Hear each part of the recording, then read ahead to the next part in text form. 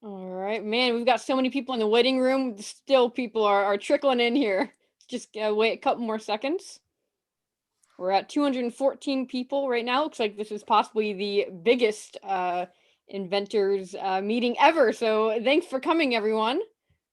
And I see Ben. I see Ben there. Oh God, we have Ben. Ben's on the road. I don't know. How's he finding time to do this? I don't know. I just don't know. And Megan, how are you? I haven't seen you in a long time. Nice seeing you, Megan. All And right. Dimitri, he's been on here before. He brought the house down. I don't know. A lot of people came. Wow, there's a lot of pages here. Holy smokes. How's everybody doing? Oh, geez. There's Michelle. Thank you, Michelle. Mia, how are you? Nice seeing you. What is it, 1 o'clock out there? It's got to be like 2 in the morning or something. That's crazy. All right, let's go ahead and get started at 2:20 here, and it looks like everyone's just about in. All right. Hello, movers and shakers. My name is Courtney Laschkewitsch, and I'm the Managing Director of Inventors Groups of America, and welcome to our first ever over 100 participants Inventors Online. Thank you everyone so much for coming to this all-important meeting and topic today. IGA was founded in 2017 by Stephen Key and Andrew Krauss. Our goal is twofold. We want to teach individuals how to best commercialize their product ideas, as well as strengthen and support inventor groups across and throughout the nation. We have a directory of local and regional inventors groups on our website, whom we meet with every month. And if you're located near one, we highly encourage you to join. We would love to hear your name and what state or country you are from. So go on over right now, open the chat box and let us know. Of course, please do not disclose anything that is confidential and not already publicly available. And our meeting is being recorded and will be harnessed on our website and our YouTube channel after. Feel free to, of course, per usual, change your name in the participants panel. Choose to be in speaker or gallery mode on the top right at any time, and we encourage you to turn on your video. It is not necessary, but we would love to see you. We have also placed the rules in the chat box up at the top as well. Now, today, our guest speaker will be talking about how to pick an idea and start a business out of it. How do you know it's a good idea? How do you get into manufacturing? How do you make sure it's successful and that your product truly sells? Be ready for the ride of your life today. Before we go any further, I would like to introduce who our guest speaker is for the night. The man of the hour, who has been on All American Makers, the TV series American Dreams, the Home Shopping Network, has products of his own, and looks for outside ideas from inventors. Give it up for the no BS investor, entrepreneur, and business advisor, Marc Portney. Marc, thank you so much for coming on tonight. Wow, Courtney, thank you. That's a lot. No BS. I like it. I like it a lot. Wonderful. Thank you again, Marc, for joining us. Before we start here, just a raise of hands or a flash in front of the camera. Is anyone new to Inventors Online? Oh, good. Well, we Good, got good, a good. lot here. So many pages. Fantastic. Excellent. Well, welcome. If you haven't been here before, you're in for quite a treat and starting with a good one tonight. So for those who are new here to Inventors Online, for the Q&A, please type in your questions into the chat box right away. We will pick a question and unmute you to ask that question. Please send in your questions early. And of course, for fairness and everyone's sake, if you do get called on, please do your best to keep your questions as short as you can when we do unmute you. All right, so Stephen, we've got that out of the way. Do you have anything to say before we just go ahead and jump in? No, I'm excited. I say we all jump in. I know we're going to have a lot of questions, and this is all about everyone getting to know Marc, because I know a lot of people have ideas out there and everybody wants to commercialize their ideas, and Marc can help you do that. And that's why we're really happy to have him on tonight. So Marc, thank you for coming on tonight. It's my pleasure, Stephen. Let's get started. Let's do it. All right. The first thing I want to talk about, you bring a lot of products to market, and I saw 3 of them that you currently have on the market today. And I was a little bit surprised. Number 1, they're very well done. Number 2, it looks like you're selling a heck out of these these ideas. So I want to go through them a little bit, if you don't mind. Why are you so surprised? Because they look professional? What are you trying to tell me? Well, we never talked about it. I've had it on the YouTube channel. You never talked about what you do. You've been giving back to the community and giving us tips and advice. But we had one of these Zoom meetings the other week, I think Benjamin Smart Pitch, and people had your product while on Zoom. I'm like, what did you pay those people to do that? So I want to go through your 3 of the ones that you currently have on the market now, because I think it's going to give people an idea of maybe what you're looking for and why did you pick those 3 and how did you kind of bring them to market a little bit too. So let's do the first one. Let's do what is it called? Quick Survive? I love Quick Survive. Yep, Quick Survive. Mark, talk a little bit about this while we show this. What is this product and why is it important? Well, the reason I did Quick Survive was there was a monster wow factor. As a matter of fact, in a week and a half or 2 weeks, we're going to be on HSN again. We've been on many, many times, and because of the wow factor, I knew it was going to be a phenomenal piece. You can actually dunk it in the water and light it while it's dripping wet. So, I mean, you can see here, he just dunked it in the lake or whatever that is, and he's just going to light it and it just lights. So if anybody's been camping and they've ever had wet wood or anything wet, you can understand the wow factor. So we took this to consumer shows. So state fairs, gun shows, RV shows, all that thing. We do over 300 live shows a year. So what we do is we try to find different ways, also different avenues, like not only stores, not only e-commerce, but in this case, we do a monster job in the consumer shows. So that was one of the things for this item that really floated my boat. And as you can see on the screen, we've expanded the line. We went after the doomsday preppers a little bit. And we just keep expanding the line. So we're always looking for products that, of course, dovetail into the camping, RV, gun shows, prepper, anything like that we can, that we can license as well. So. Okay, we're going to go through all of them, but I want to stop on this one for just a minute. Okay. You see this idea from an inventor. What do you do? I mean, why do they need you? I want to know that, because that product looks like it was pretty much developed. Maybe it was, maybe it wasn't, but what did you bring to the party and why was your part so important? Well, that was from a person from Denmark, and it's called something else. It's got a different name. They didn't understand the U.S. market, so what we did was we did an exclusive agreement with them, and we took it to market. And a lot of places outside the U.S. don't understand this market. So that's what we did here, knowing full well that we know big box, we know the consumer shows, and we know e-commerce. So that's really what happened here. It was a little bit of a different one than submitting an idea and then me taking it to market. But some of the next products we're going to talk about are exactly what you're referring to. All right. So they didn't understand the U.S. market. You're very good at that. The commercial's excellent. The packaging is excellent. Good job. I think Thanks. It's and it has a wow factor, which I really like, and I think it's important. Let's go to the next one. Courtney, find the hurt skirt. Because this one to me is like, what is this? And it had to be changed a little bit. That's why I really like this one. Okay, Mark, what is it? Why do people need it? Well, hurt skirt this one happens to be patented. I mean, I did get some comments on the video this week that, does it have to be patented and blah, blah, blah. But this one out of the 3 that we're talking about is the only one that's patented. The one that you're going to talk about after this is proprietary, not patented. Very important for everybody to understand. The Quick Survive also not patented, proprietary. So it's very important. Hurt skirt is a sleeve that slides on your leg, your knee, your wrist, your elbow, and it's either hot, you can put it in the microwave, or you can freeze it and use the ice. We were just on HSN with this item, and it did nicely. And we do a monster business in e-commerce. They just started in September, and we're well over 6 figures a month with them. And not from September, that's not a lot of time, frankly. So Mark, when that first came to you, tell that story, because the inventor was using it for another reason, right? And you saw an So- opportunity someplace else. So I make appearances. Well, before COVID, I made appearances all over the country. So this appearance was in the Boston area.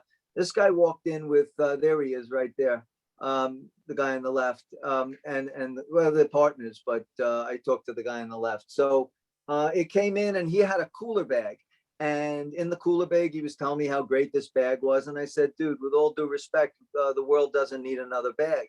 And as he's going through the pitch, he pulls out this thing on a wine bottle, and he said, oh, and I have this as well, and it goes on the wine bottle and keeps it cold. And oh, by the way, ha ha ha, if your elbow hurts. And then he pulled it on his elbow. I said, dude, do me a favor, throw that bag in the goddamn garbage, and that's your item right there. And lo and behold, he still sells the bag on the slide. I'm not, he still sells it, because he won't listen to me and he's stubborn. But that's fine. Do you, man. It's all good. But I focused on the hurt skirt, and now the thing is becoming a national sensation. So Mark, I want to talk a little bit about your expertise. It sounds like you're very good with the ads. It sounds like you know how to do the e-commerce. Is that your specialty, or is it big box stores, or is it both? I mean, where's your sweet spot? Well, I mean, I have a team. I'm not going to take undue credit. That would be ridiculous. I mean, I'm 59 years old. You think I do e-commerce like the kids do it? I don't do it, So I've got a business partner that's 32 years old, and we manage Amazon for people. We do all of that as well. So, I mean, if I sat here and told you, yes, I'm an e-commerce expert, I know the basics. I know how to talk the talk, but do I know how to walk the walk? No, I have people that know how to walk the walk. But yes, we do big jobs on e-commerce. Big box, we do a nice job also. We have rep firms across the country that work with us, and I've been managing reps for over 35 years. So depending on what the key accounts are, I have contacts in those accounts as well. What about QVC? I mean, you're in that world as well. Is that a hard world to navigate? Do you tell us a little bit about that? What do you do with that HSN? world? I mostly deal with HSN, but now they're all one company because QVC bought them. But the American Dreams program was a fantastic program, and everybody came high and low. And it was my job as one of the 5 all-star entrepreneurs. It was me, Damon John, Randy Zuckerberg, a couple of other people. And we would just go around the world actually and look for the latest and greatest that would have a wow factor and go on HSN. It's like a big box. Like calling on them is like a big box, but their margins, they need a little bit more margin, and it takes finesse to navigate them. So if you think you're just going to walk off the street and say, hey, everybody, here I am, I've arrived, I think you're joking yourself. You're kidding yourself a little bit. Okay. All right. This last one I want to look at here. I really love this one. And what I like about what Mark's doing, he's doing this now. It's current. It wasn't 2 years ago. It's now. It's selling. You can buy it. You can use it. And that's really important, to work with someone that's actually doing it today. So let's show this next one. I really do like, because I love building prototypes. What is this, Mark? Bondic is a liquid plastic. It stays liquid for as long as you need it to stay liquid. And then if the UV light can touch it, it turns into rock hard plastic in 4 seconds. The demo is out of control. Wow. It is a wow factor. We've had some knockoffs in the past, but Bondic, the brand, has persevered, and we stay the leading person in the space. So it's an amazing. Like if you've got a chunk of wood taken out of a table, you can fill it, you can sand it, you can paint it. Granite countertops. It's really an amazing thing. The difference between this and a glue is, if you have, like, you wear glasses, Steve and I wear glasses sometimes. I mean, if the eyepiece or the nose piece on your glasses, the nose piece breaks and you lose the piece, what's glue going to do for you? It can't. There's nothing to adhere. With Bondic, you can build it, shape it, sand it, and then actually put your glasses back on and have the piece. Okay. Mark, now what did you do for these guys? Because I saw the pack. I saw all this looks really together. There was a lot of work with this.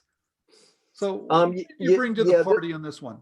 This item came to me on season 2 of All American Makers. He came into the boardroom.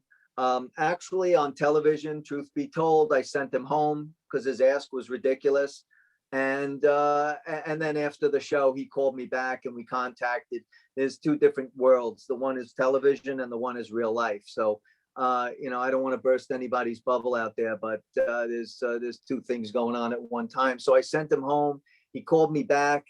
We made a deal. And the first year I brought him into, I would say, probably between 8 and 10 major big boxes in the United States. On top of that, we did all the e-commerces. We did grommet.com. We did, and then we did Amazon and et cetera, et cetera. So we built him very quickly and very ferociously. Okay. So here's a question I have. A lot of people are asking me, all right, it looks like Marc can do just about anything, but I don't really exactly understand how to work with him. That's not true. Marc Portney can't do everything. I know business. I'm into conversions. I'm not into bullshit, and I want to get down to business. That's what I want to do. I'm only into conversions. I don't give a crap about your likes. Oh, I got 74 likes on Facebook. I don't give a shit what you got.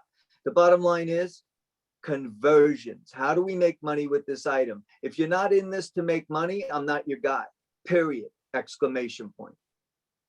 But Marc, the question is, and people ask me, if I come to you with an idea, it's a prototype, you like it, looks pretty good, do you just handle everything and you give me, what do you give me? Do you give me a royalty? Do you give me, how does that work? I get that question all the time, and I tell everybody, look, talk to Marc about it, but I'm going to ask you that now. Well, the other question that we see a lot, Stephen, and I'm going to ask myself the question is, what is Marc's fee? Marc doesn't have a fee. I'm going to stop talking about myself in the third person. That's fucking crazy. So what I do is I don't charge a fee. What I do is I look at the deal. If we can make a deal, we make money together. If we can't make money together, then I'm not interested in the deal. You're not going to make all the money and leave me in the cold, and I'm not going to make all the money and leave you in the cold. So sometimes it's a licensing deal. Sometimes I assist with the growing of the company and get a piece. And sometimes I buy it outright and send you on your way. So it just depends. It depends on, and I'm not side skirting the issue, Stephen. I'm just telling you that however many people are here tonight is however many different deals there can be. So how can I speak to all of them at the same time? No, I told everybody that asked that question, ask Marc. He's got to look at every different project. He's got to evaluate it. He's got to see how much money there is and how much participation. But if I send you an idea, do I have to pay anything? Do I have to pay you? No, Okay. no. I look at all the items myself. Listen, you know what? I look at hundreds and hundreds of items a month, hundreds and hundreds of items. I look at each one myself. Am I maybe not the most popular guy in this room if somebody's already tried to submit to me? Well, what could I tell you? Listen, this isn't a popularity contest. This is a fact that I'm going to do the best I can for as many people as I can. I want to leave this place a better world than before I got here. And I'm not writing fortune cookies. I'm just telling you that I just want to do good. And I just want to do well at the same time, making money for both of us. Okay. That's the guy. And I know it's just shit simple, and I don't want to oversimplify, but I don't want to make it convoluted either. No, fair enough. Okay. You know what's really interesting about this? We're going to open it up just to get questions going. And I want everybody to keep the questions fairly short. I want to go through as many as we can, but also at the very end, we're going to give you his direct email. What's important tonight is that you make a relationship with Marc. I don't want that relationship. That's your relationship. That's what's really important. I don't like middleman. I don't like people trying to represent you. I don't like it. I want you to have the relationship with Marc. So he's going to give out that information at the very end. So make sure you stay at the end. It'll give you all that information. So I just want to add one more thing, Stephen, before we open it up. The bottom line is there's nothing personal here. If I look at your item and I just don't see the commercial fit, I just don't see the commercial fit. A lot of people that come through the Inventors organization are fantastic and they're very professional. But I want everybody to understand this. I have a lot of items to go through, and I just want to give everybody a fair shake. But if it's not for me, it doesn't mean that there's not an ask for that seat. It just means that it's not for me. Okay, and I know I don't want to blow you. I don't want to blow up your spot, Stephen. But we did an interview this week about what are you afraid of. I'm not going to talk on it because let them watch the video. But there's nothing to be afraid of by submitting to anyone ever. Okay, but watch the video this week. I don't want to ruin the video, but there's nothing to be afraid of. There's always an ask for every seat, no matter what it is. So that's all the bullshit that I'm going to run. So now open it up to questions and let's roll.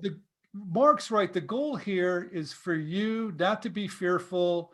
Look at what he's doing, pitch some ideas to him, get to know him. And he's one outlet for you, right? He's just one. And if it's not right for him, it might be right for somebody else. Yeah, always. Okay, real good. All right, Courtney, let it go. Who do you got? All right, our first question. We have an insane amount of questions, just bringing that right up front. It's phenomenal here, slowly going through questions and still 15 minutes into the questions here. So we'll start at the very beginning. We got Rhoda has a question about research. And Rhoda, I'm going to see if I can unmute you, and then you can go ahead and ask that question about research.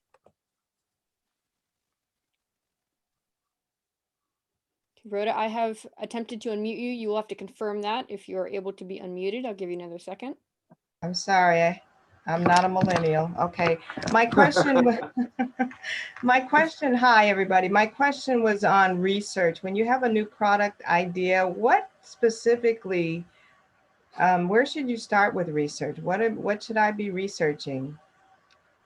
Well, that's a great question. So what you should be doing is you should be researching the competition, if there is any, or anything that's similar, anything that you're looking for. I say this all the time. I say that when you begin your research, Google it. Just do a simple Google. I mean, today we live in a world of technology where you can just Google anything and it pops up. And if you think you got the greatest thing in the world, and it happens to me every day, I think that somebody's giving me the greatest thing, and then I just Google it, and there's 46 different versions on Amazon, on Google, on this, images, and all this other stuff. So it starts with research. If it comes up empty, then I would get a hold of an inexpensive attorney and do what's known as a knockout search. Do a knockout search. It costs whatever it costs. I'm not going to ruin all the attorneys' fee schedules, but when it comes back, you'll realize that you really do have something, and then you're off to the races. I hope I answered your question. Now, wait a minute. I'm going to jump in here. We do a patent search. Maybe you do it yourself. Maybe you hire somebody. It doesn't really matter to me, but learn how to do that yourself, because if there's something out there, you don't want to step on someone else's toes. But Mark, how important is it? Do I have to have a patent? We just went over 3 items. Only one of them's patented. The other 2 are proprietary. I know, but everybody asked that question 100 times. No, it doesn't matter. Okay. Well, here's one answer. They can stop asking. The bottom line is, if it's proprietary or if it's patented, is wonderful. Don't get me wrong, but the majority of the products that you brought up tonight are not patented. So if that's not an example, nothing is. All right, love it. All right, thank you. Perfect. All right, we've got another question from Steve Feldman about prototypes. I'm going to go ahead and unmute you, Steve.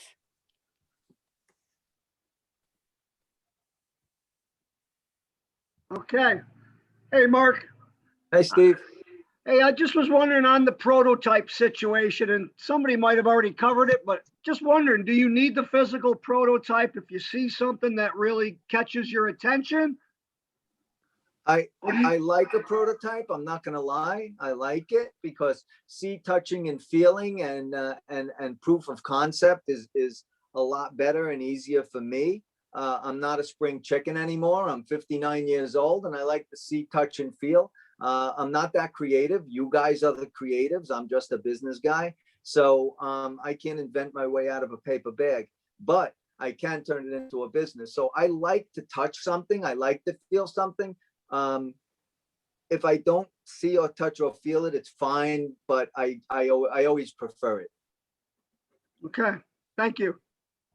Perfect. Thank you, Steve. I'm sorry, Courtney, just to let you know, I can't see them, so I'm just listening. I'm not looking at them, so. Sure.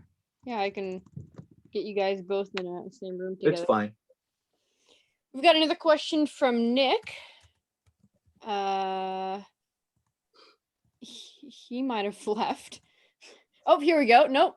Nick Casiello. I'm going to go ahead and unmute you, Nick. You mentioned something about a formula. That's the question you can go ahead and ask. Hello, could you hear me? Yes. Hey, Nick. Hi, how are you?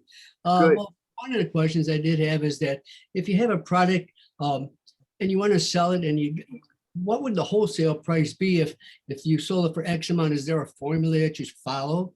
If you bought it for if you got it made for $1, what would you sell it for?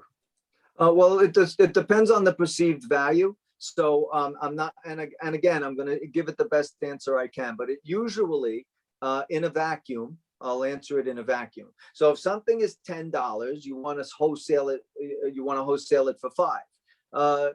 Beautiful is if you want to half it, again, that's $2.50. But if you can make it for $1, shit, you're in beautiful shape. But it depends on the perceived value of the item. It's got to have a wow. It's got to have a perception, and that will allow you to put more money in your pocket by being able to charge more for the said item. Okay, so if it's an item that's like not expensive, Right? and it's a little item that could be really have a great market for, but if I have a wholesaler and then I want to sell it to the retailers, and if I make it for $1, you're saying I should charge $3-4 for it. But I think people wouldn't spend that much money for what I have. So I'm trying to be fair to myself, but yet I want to make money, but I don't want to make it so high that people aren't going to buy it. Oh, well, if you make it too high, you're going to find out in a jiffy that you ain't going to sell any. So the bottom line is, it's not really a question of fairness. It's just like, some of the injection molded pieces can be something like 56 cents or 50 cents or 30 cents. And if you have an item like that, but the perceived value is $4.99, God bless, you know what I mean? But it depends on the individual circumstance. But in a vacuum, like I said, $2.50 gives you $5 wholesale, $5 gives you $10 retail. That's a basic answer. Okay, Yeah, one more Wonderful. thing real fast, because the product I have, I like to imprint it for custom people. So instead of selling 1 or 15 to a store, I could sell 4 or 1,000 to a company. So basic is a different animal, so the price can be a lot lower because the volume is there. Yeah, but if you're selling to the ASD industry, which is the slap a label on it industry, so if you're making something for Coca-Cola or for IBM, you can get a premium because there's no, I mean, if it's an invention, there's no comp, there's no competitor. So like I said, I'd have to take a look, I'd have to understand the item, and then I can certainly help you participate. Well, definitely I'm going to send stuff to you. Thank you. I look forward much, to it. Nick. Thank you. Appreciate it. All right, let's go ahead and get our next question here from Ricardo Arajo. Go ahead and unmute you. So sorry if I botched that up.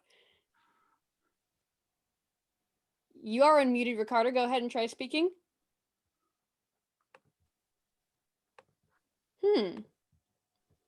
Looks like maybe your microphone is not working. You are unmuted. Let me see if I can find you. Okay, that is okay.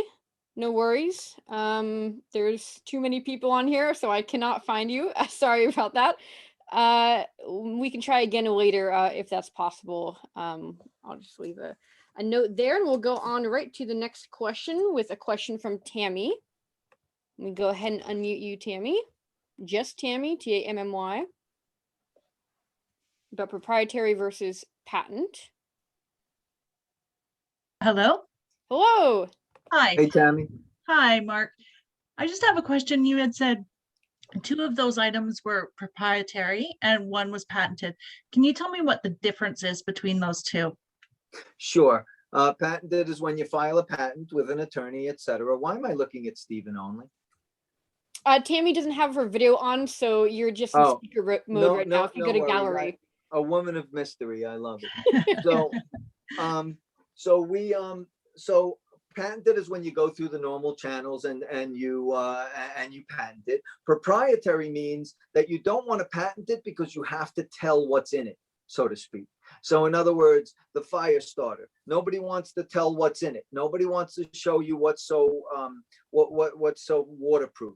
With the Bondic, they don't want to tell you what's in the plastic that makes it UV cured in 4 seconds. That's the difference between proprietary and patented. Okay, Yeah, so Tammy, I think, sometimes having a trade secret, something that you don't want to disclose with any type of intellectual property, I think it's smart, right? And so it's a good strategy. Yeah. right. So how are they protected then if they don't have a patent? They're not. Well, they're They're protected with brand name. They're protected with speed to market. They're protected in a whole different way. If you're driving in a Ferrari and somebody's following you in a Chevette, you're going to burn them, and you get to market very quickly. Yeah, Mark, I want to talk about this for just a minute because I think this is a great topic. For some reason, we've all been led to believe the only way to protect something is with a patent. And I want everybody that's listening tonight to realize that's not so true anymore. And there's other ways to protect yourself. There's always going to be competition. There could be variations. There could be workarounds. There could be copycats or knockoffs. I call it competition. So to really be smart about this, be first, be fast, have a better price, maybe better manufacturing, maybe better relationships with retailers. There's all these things you can do to protect yourself, and they have nothing to do with the patent. Yeah, but it's why Quick Survive? Why Bondic? Why you have to come up with the whys? Why should somebody buy it rather than the next competitor? And that has nothing to do with patent. That has to do with speed to market and branding. Yeah, and nice trademarks. It has to do with commercial. I mean, it has to do with all this stuff that has to do with business. That's what I like, and that's what's happening today. I think the best protection today is get out there first, get your brand out there, build a huge community of like-minded individuals that can kind of police it for you. I think the power is in our voice on social media, but that's a whole nother webinar. So let's go to the next. All right. Question. Thank you, Tammy. Yeah, thank you, Tammy. We appreciate that question. We've got another question from Tim Jank about recipe. Let's go ahead and unmute you. Yes, thank you, Mark and Stephen. Can you guys hear me? Hey, Tim. It's a pleasure to be here. I'm probably not the only one on this call that has lots of ideas, and I think I could probably answer my question on what is the secret recipe to bring the best idea to you. And really, it comes down to just doing my due diligence on research, right? Well, it's commercial. Turning it into a commercial success is one of them. But yes, it all starts with the research. Does your item solve a problem? Yes. Is it a problem that anybody gives a shit about? That's a big one. That's a really big one, because sometimes somebody will go, oh, I have a 7-inch hamburger flipper and the competitor is a 6-inch hamburger flipper. Nobody cares. I'm flipping my burgers right now. So calm down and relax yourself. So the reality is it starts with research. Does it solve the problem? Does it fit a commercial structure? Can you turn it into a business? Can it support a business all on its own? Things like that, Tim. All right. Well, thank you. I'll be in touch. I look forward to it. Hey, Mark, I've got a question. Thank you, Tim. Mark, how important is it for the product to have line extensions? It's helpful, very helpful. I mean, Quick Survive started with the fire starter, and then we made a 50-pack, a 12-pack, and now we're making a 3-pack, and we're in a lot of the national dollar chains. So that was good revenue from that. But then we did a mini camping stove, and then we did a torch lighter, and then we did a flint, which you can use the flint to light it in case you don't have matches or you don't have a lighter or somewhat. But line extension in that case was very, very important, because man cannot live on fire starter alone. Yes, we do hundreds and hundreds and hundreds or millions of dollars, but where's tomorrow? And that's my job. Okay. My job is for tomorrow. My job is to brand something. And Quick Survive is a good example of me looking for things that dovetail with the doomsday preppers, with camping, with RVing, with all that. That allows me a big broad spectrum of items that I can take a look at and really consider. If it's not for me, you're going to hear it though. Okay. Wonderful. All right, we've got another question from Danny Ennin. Danny, I'm going to go ahead and unmute you. Hi, Mark. Thanks for having me. What is the typical situation where you are most interested in buying a product outright? That's the first time I've heard you mention it. I'm really curious. Oh no, I'm sorry if I miscommunicated. I'll buy it outright in a flash. It just has to be, I just have to see the upside potential, and you have to be willing to sell it, because a lot of inventors are, obviously in love with their baby, and Yep. nobody wants to send their baby out to pasture. So it has to do really with you, because if I license it, then you'll get X number of percent. And I'll take it over anyway. So either way, I'm good, but it's really up to you, Danny. Thank you very much. Yeah. Perfect. Thank you, Danny. All right, we've got another question from Gabriel. Let me get him on the line here. Just Gabriel, first word there, first name, about response time. Hi, can you hear me? Yes. Hey, Gabriel. So from the time I submit my idea, my product to you through your website, how long should I wait for a response before thinking, all right, he's not interested, it's been a week, it's been 2 weeks. So should I just or should you just what? keep waiting? No, Well, it's been you like a shouldn't- week. No, you shouldn't just keep waiting. I mean, a week is standard for me.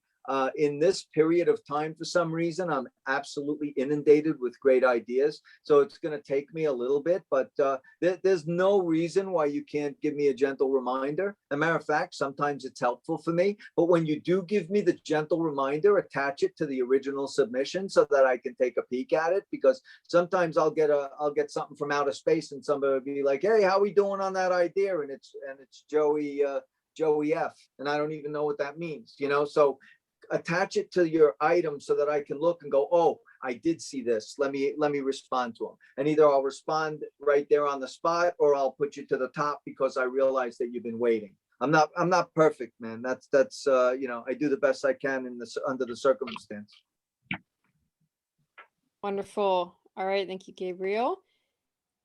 We've got another question here. No, I want to send it in to you, Mark, and I want to reply back the same day. Is that possible? Steve, this is a family show. Don't make me curse at you, man. Don't make me curse at you. I will. I mean, the bottom line is, Okay. I want everybody on this video to imagine, okay? Try to put my shoes on your feet and sit with them for a minute. I want everybody on this call to imagine getting 300 submissions or 300 emails, right? In a 1 week period, while the next week, 200 come in behind it. And see, just think about that in reality. Wait a minute. Hire more people. Dude, I'm not increasing my payroll. Plus, I gotta first of all, I gotta look at it, right? Because I'm the one with the sniffer. Okay. I'm the one that sniffs on it. So I can see a zero, I could see a hero. So I want to put eyeballs on it, right? Somebody can just get rid of the bad ones, but I need to look at them. Right. That's just the way I feel. Fair. I mean, Fair. so I mean, Okay. I Fair don't want to enough. put, I work for myself, so I don't have to adhere to timelines, frankly. But at the same time, I'm doing the best I can. A week is normal. If you don't see me in a week, give me a gentle nudge, attach it to the original, and you'll get a second bite of the apple. Okay. Out of all these submissions you're getting, are you taking any of them? I signed a licensing deal at the end of last week. Was that too direct, Stephen? No, that's what I wanted to hear. The guy submits to me. I saw it. It was an absolute grand slam. We got on the phone, and I finished up signing him up last Friday. What's today? Wednesday? Yeah, last Friday. When will you make that announcement? Because we're dying to hear about it. We're dying to see it. Is it going to be a big hit? It's going to be a monster hit, number one. Number two is I'm not letting it go because I'm in the middle of trademarking the name, and I just came up. My team just finished a logo today. So if the logo gets trademarked and the name gets trademarked, I'll let it rip. But right now, I'm sorry, I'm not doing it. Okay, fair enough. Wonderful. All right, we've got another question here from Mitchell Joe. Thanks for coming on, Mitchell. Hey, thanks for having me. Hey, Mark. Hey, Steven. Hey, Mitchell. Courtney. Great to see Hey, you. Hey, Mitchell, how you how- doing? Good, good. I really appreciate the time. Had some questions when you mentioned it takes some finesse to talk to the big box stores, which I completely imagine. Wanted to hear your thoughts on a couple of things. Well, some of these places have forms on their website. What's your thoughts on using those? Is it worth it? And then two, any tips you have for us, trying to have those conversations and having 1/10 of the finesse that you have. Well, I appreciate the confidence, but the reality is, are you talking about as an individual to try to go on a web page for a major big box and try to sell that way? Is that what you're asking? Yeah. Okay. Because some of them I mean, if you want it straight, if you want me to bullshit you, just let me know. But if you no don't, BS. No BS. The reality is that you got a very unlikely chance of filling out a web form and somebody calling you up and saying, you're the girl I've been waiting for my whole life. So that's not happening. So the good thing to do is to find somebody who has expertise and experience in calling on these big boxes. I won't single any out, but that have experience and actually go there on a regular basis. COVID's put a little bit of a spin on this stuff because everybody's working from home, meaning the buyers as well. But at the same time, I think you need to try to hook up with somebody who can help you, because 95% of the pie is better than no pie at all. Yeah, the one thing I want to mention having that person that understands that territory, understands the procedures, understands what's required, why wouldn't you hire that person? See, I get this all the time where I'm going to try to get into Walmart or maybe a Kmart, big players, but I've never done it before. What I've learned though, if you find someone that can rep you, someone that's got the relationships, that's done it before, you're not going to make the mistakes. So I think finding someone that's done it is priceless. You're not saving any money if you do it yourself. Yeah, but Stephen, it's the old adage, because you're going to give up, let's say you give up 5 points, right? So you're keeping 95, you're giving 5. So do you want to own a whole grape or 3/4 of a watermelon? What do you want to do? So people don't think that way. But for somebody to walk through the door, I have key account guys all over the country. You don't think I could call the big box myself? Some of them I do. Some of them I have the relationships. But on the key accounts, when all the farm and fleet stores in the Midwest, I got a guy who just calls on farm and fleet. Why wouldn't you just go to the guy? I know we had someone on the Invent Right channel that is a rep for Walmart, and that's all he really does. And that's all he has to do. It was priceless. I mean, I sold in the Walmart. We did okay. Yeah. But when I heard the knowledge this guy had, it's like, whoa, why wouldn't you work with the professional that can help you sell more product, that can help you manage your inventory, that can help with repackaging for other retailers so they don't they don't step on each other. It's you need the experience. So I think it's a great question, but I would never go it alone, especially. It's a great question, but you're dealing with nuances. Why are you going to deal with somebody arm's length? You can have somebody on the inside that's already sold them 20 products already. That's the. I mean, you're like playing in the big leagues. You don't play in the NFL or without playing in a few other games before you get there, and you want to coach. So I think Mark is giving you good advice. Yeah. Wonderful. Ricardo, his microphone was not working, so I'm happy to ask the question for him, which is, how important is the cost and ease of production when choosing a product? Well, Ricardo, it's it's kind of important. I mean, so that's like asking, you want the hard road or the easy road? Everybody wants the easier road, obviously, but I mean, if the financial reward is better at the end, and I got to break my ass a little bit extra, I'll break it, no problem. But the bottom line is, everybody wants the lowest hanging fruit. So if it's easy to manufacture and it's low cost, obviously I want to go that way. All right, great, thank you. We've got another question from Daryl F about what stage. Let me see if I can get you on, Daryl. Daryl. From Boundless Innovations. Hi, Mark. Hey, Daryl. I met you a few years back at Lifetime Brands. You gave a phenomenal pitch and educational seminar. But long story short is, what stage products? Like, can it be a prototype? Can it be a patent, a design patent? Does it have to be a finished product? And do you consider things outside of the CPG area, such as software or hardware or mobile apps? Or are you only looking for retail ready products? I won awards as an inventor and got on hit TV shows and got hurt working with some DRTV companies, but I'm a fan of Stephen Key, who's the best in the industry. But you're up here too. Wow. Well, first of all, I would love a boardroom like you're sitting in. That's number one. Number two, I appreciate the nice words about the talk at Lifetime. I do remember speaking a few times at Lifetime. But so you're just if you can boil it down to one major question, what would it be? I mean, you asked Which about stage does the product? Will you consider products that are on drawings or patents, or do you want a finished retail product? Could it be a prototype to consider doing deals? Well, it's all about it's all about the ease. It's all about the ease of the deal. If you bring me something retail ready, obviously I can hit the ground running. If you give me a drawing on a napkin, I got to break my ass for a while and try to make it happen. But the bottom line is, I like a prototype. If I have a genie popped in the room and I got a wish, I want to wish for a prototype minimally, because I don't really want to look at your napkin, to be honest with you. Gotcha. I got a product that was a top seller. I helped an inventor with. Top seller 3 years in a row on QVC. It's called Clamp Champion. We want to expand it to the global market. Do you have expertise there? Or would that possibly interest you? It's got a sales history, 5 million in sales. Let's do it. All right. Well, I got to get in touch with you. Markportney.com. One word, markportney.com, and submit it there, and I'll get back to you. Believe me, I will. Wonderful. Thank you so much, Daryl. That's with a C. That's with a C. I own them both. In case you do it with a K, the C picks it up. But it's MarcPortney at markportney.com. That's what it is. Wonderful. Thank you, Daryl. Thank you, Daryl. Good question. Thank you for the shout out too. Great question. All right, we've got Joe Bishop. Joe, so glad to see you back on. Let's see if we can get you on. You had a question about a lack of money. I think it's a great question to ask Mark. Let's see if we can get you on here. You have me? Yes. Hey, Joe. Hey, Mark. Great fan. Between you and Steve, I think you guys got the world.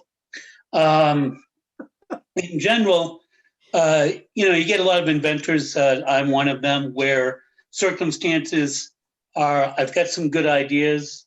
One of them actually is a proven product from yesteryear. I'm just updating it. If I give you a good idea and I don't have money to pursue it, how do you get involved that way? Well, I would take a look at the item, and then we would, what do you want to do? You know what I mean? Is it going to cost me 50 grand to manufacture this thing? Then we'll have to talk about it. I mean, I don't know the specifics of the deal, but maybe I license it from you. Maybe I do all the heavy lifting. Maybe I invest in the containers. Maybe I do the selling. Maybe I do everything and just cut you a check at the end of every quarter. Okay. It depends what you're amenable to. You know what I mean? But there's just because you don't have money doesn't mean that you can't do a deal. Right. And I just didn't know at what level. I remember seeing you back in the winter on one of these with Stephen Key. And it was a little talk toward more, if somebody really didn't have the money, you wanted to see that they were willing to work.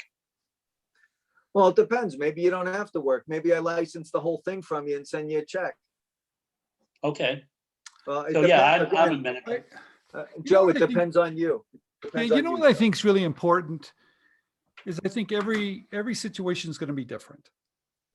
And I think Mark's going to look at this from how big is the market going to be, what's the profit margin in it, his expertise in it, speed to market. He's going to be looking at all of that, and every deal will probably be a little bit different. So I know everybody wants kind of this formula. I don't think there is such a thing. I think you just pitch it and go, hey, what can you do with it? If they haven't figured out by now that I don't sidestep questions and I don't try to bullshit around, then it's never going to happen. They're never going to understand it. But The bottom line is every deal is different, Stephen. So let's just go to the question before this one. He's got a proven product. He's got $5 million in sales. That's not enough of information for me to understand how to go after it. I have to have a private talk with him. He's going to have to tell me, he's going to have to peel some layers of the onion so I could take a look into the center. And then I'm able to say, hey, what's amenable to you? Boom, boom, boom. But even with a proven item with 5 million in sales, still doesn't let me know how I get involved or what I. You know what I like about this too? I think wherever you are in the process, if it's a prototype, if it's an idea, if you sold some, tell Mark exactly what's happened. You know, don't hold back. If there's any information, he needs to know what it is, what happened, what went wrong, what went right. Because he can look at that information and come back to you and see if there's an opportunity. And he's looking for opportunities, everybody. And that's Right, why we're Stephen, having him on tonight. That's a great point. Okay. If you're not square with me at the beginning, everything comes out in the wash. I'm going to go to a presentation. Somebody's going to tell me something and I'm going to find it out. And then you know what's going to happen? I'm going to blacklist you and you're not going to submit to me ever again because I'm not going to go in and look like an asshole. And I'll tell you something. And I've had instances where they've said, oh, this is X, Y, and Z. And then I went in and there's third-party testing by the retailer or by the television sales organization. And they say, what you just claimed is completely false. And then I go back to the person and go, why did you send me into a lion's cage with a steak necklace? Why did you let me go in there? And then I get pissed off because you made me look like an idiot. And the only thing I have in this world, and the only thing we all have in this world is our reputation. And I ain't giving it up for nobody. Mark, tell me how important it is relationship-based, because you've been in this game for a long time and so have I. And I try to tell everybody, you have to look at this as a long game sometimes. You have to look at this as having access to people and producing exactly what they need and being honest and actually working with someone and being a partner during this thing. And it's about relationships. How important is relationships to you? It's everything. It's all I have. It's all I have. I can call somebody that I haven't called in 25 years and they'll pick up my phone in 5 seconds and say, how are you? What's going on?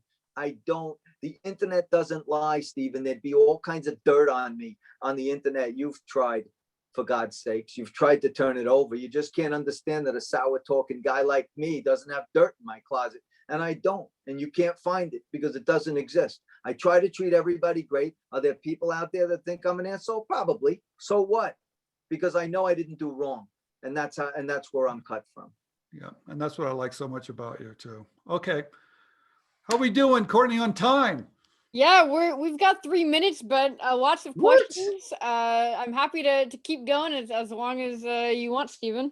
Okay, why don't we go for a couple more? I don't want to keep people too long because everybody can reach out to Mark. I just want to make sure everybody got to know him. And I know I like him. He's a workable guy. I like that he knows what to do here. You guys, everybody asked me, Steve, what do you see in Mark? You know what I like? He knows how to make a buck. I like that, right? He knows how to get it done. I like that. I like that someone has walked the walk. I like that. I like that he's current. I like that he's going to tell you yes or no, and he's not going to sugarcoat it. I like that. So that's why I really like having Mark on, and I'm really glad that we've had such a big crowd tonight. But let's go 2 more questions, and we'll round this out. One more thing, Stephen, you know what everybody wants, like instantaneous stuff. So they say, what's your one biggest piece of advice? And my biggest one piece of advice, and this has nothing to do with inventing. It has nothing to do with anything. It has to do with life. And my biggest is never forget where you come from. I can't tell you how many people are humble at the beginning and then turn into first-class assholes by the end. And that to me is the worst. I'll tell you something. So all the singing shows that are on, they come on, they're humble. Thank you for having me. And then if they turn into a star, they become a diva and they only want brown M&Ms in their glass and they drink out of a stainless steel straw. Like, dude, weren't you just humble, thanking everybody for the opportunity to sing? Like, stay there. stay there. I'm a regular guy. I roll my sleeves up one arm at a time, and all I want to do is right by everybody. And if you can't get that, then don't contact me. But I never forgot where I came from. I came from the dirt. I'll go back to the dirt. And I don't think I'm anybody. And I just want to do deals, and I want to be honest and forthright. And if I'm not for you, I get it. That's why Baskin Robbins has 31 flavors. But guess what? I'm honest. I'm fair as can be, and that's all I can promise you. After that, what can I tell you? Okay, Courtney, we have 2 more questions. Yeah, we've got 2 real great ones here. First one is from Sagir Santana. Sorry if I botched your name. I'm going to go ahead and unmute you about different industries. You can go ahead and ask your question.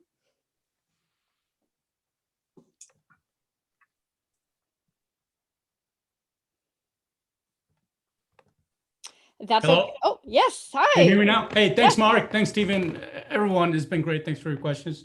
Yeah, I just wanted to ask, do you have a preference on industry or market that you work with, or any product that can make money for both of us will work for you?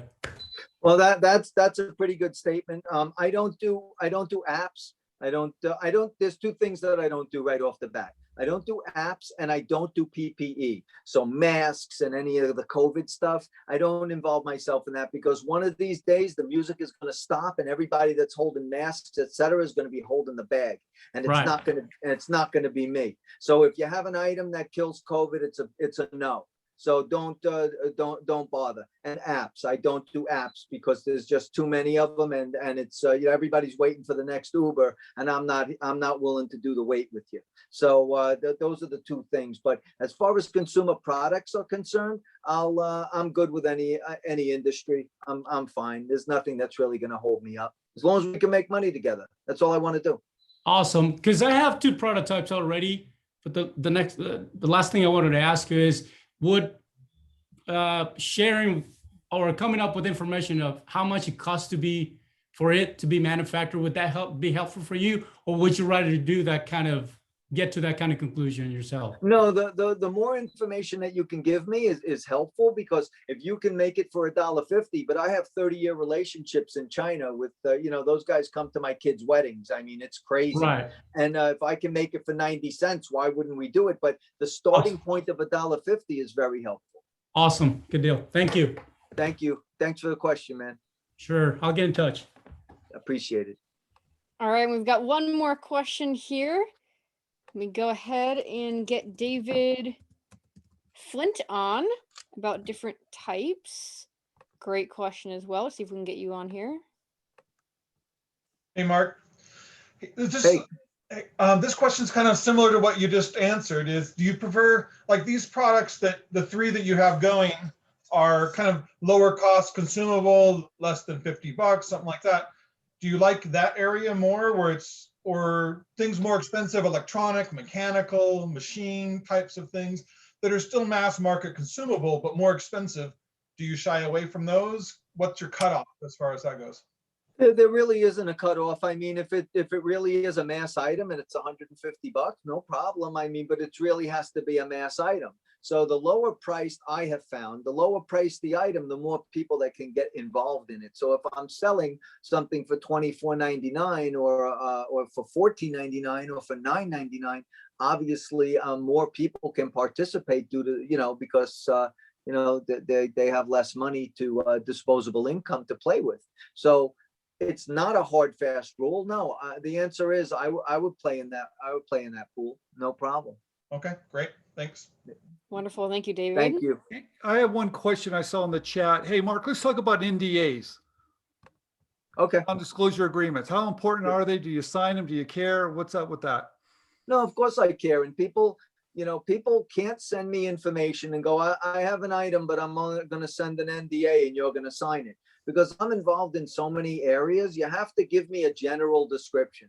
So I have something for the grill that cooks the meat better or something like that. Then I can make a determination. I'm happy to sign an NDA. Send me yours. I'll take a look at it. If I don't like it, I'll send you mine, and then we'll sign one or the other and we'll move forward. But don't just send me something that's a 2-liner going, I got a great item. It's going to change the world. Sign this NDA. Sorry, that's not how it works. Hey, we're going to take one more. Yeah, come on, man. Don't cut him off. Come on. Okay, all right. Let's go for another one. We've got, think Rona over here has got one. She's got her hand raised. She's so polite. Do you see her? Yeah, let's go ahead and mute you, Rona. And I want to thank everybody for writing such nice notes in the chat box. Thank you very much. I believe that the purpose of IGA. Yes, hello. Okay. Hello. Go My for name it. is my name is Rona Jack from Trinidad and Tobago. Nice. I'm so pleased to be on tonight. You know, I reached out to Stephen Keys and Andrew some years ago. You know, I have an invention and I just licensed it to a company in Denmark, and I've given them the rights to the European Union, European section. But I want to license it to a company in the United States because I have a design patent in the United States. Okay. Send it to Mark. Submit it to markportney.com. Let me take a look. Well, I'll get, I don't have a pen right now, but I will send to you all for the exact name. Yes. Is what? Yeah, Stephen, are you going to share the information for her? Courtney, Okay. we got to get that to her somehow. In fact, can you send that out to everybody that signed up? Is that possible tonight? Yes. No, that is not possible, but it is in the chat. And it's MarcPortney, just his first and last name, which you can find on our website. And it's just .com, first name, last name .com. Just Google me. Just Google me. Yes, I will do that. Okay. I'm so elated. I'm so happy to be on tonight. I'm so Thanks, happy. Rona. Wonderful. Thank you. Thank you, Rona. Thank you. Because Rona, you are muted. Okay, let's go to the next question. We got to move it quick. Let's I think we are just about it here. Okay. We've got a couple of things to cover before we go here. Okay. We would love to just briefly do a set of screenshots as well as bring up and talk about the Inventors group. So let's do that real quickly before we do some screenshots. And while we're doing that, everyone, please type in your thank yous to Marc Portney. We really want to send those over. So please go ahead and do that in the chat while we just briefly talk about what Inventors groups are and how you can join one yourself. I want to mention to everybody too, if you're on my LinkedIn account, if you're not linked up to me or connected with me on LinkedIn, please do. You can find me there. You can find Marc, Courtney. Let's all connect together. That's very, very important to do. And also, if you know anybody else that has not joined IGA that would really like to have this information, tell your friends, because it's very important that we build a community of like-minded individuals that are helping each other. It's extremely important. Oh, thank you for doing this. Ms. Stephen, I want to just say thank you to everybody because, you know, this is their own private time. They don't have to be doing this. And, you know, I appreciate everybody. No, thank you, Mark. Courtney, are you there? Yeah, can you see? Yes, I can. Thank you. I just wanted to put that back up one more time, please. I just want to tell everyone that's listening tonight, please find your local inventors group and join. The people that run these organizations are angels. They work very hard for each and every one of us to educate you so you can learn how to commercialize your inventions. So search them out, go to our website. There's a whole map of all these different groups around the country. They're wonderful people. Get to know them, join, they can help you. Thank you, Courtney.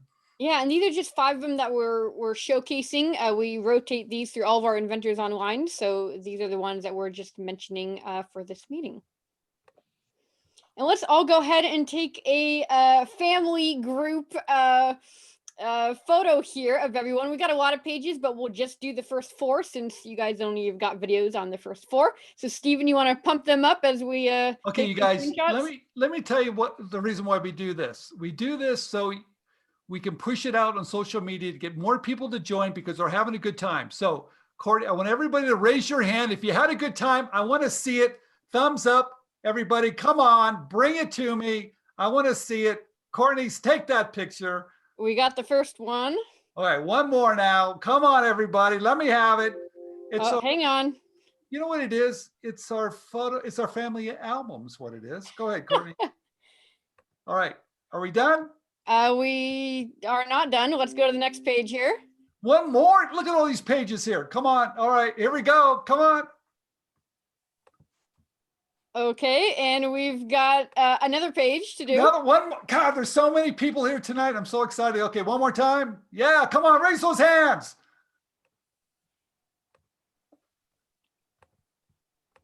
Okay. Okay. That might have been it.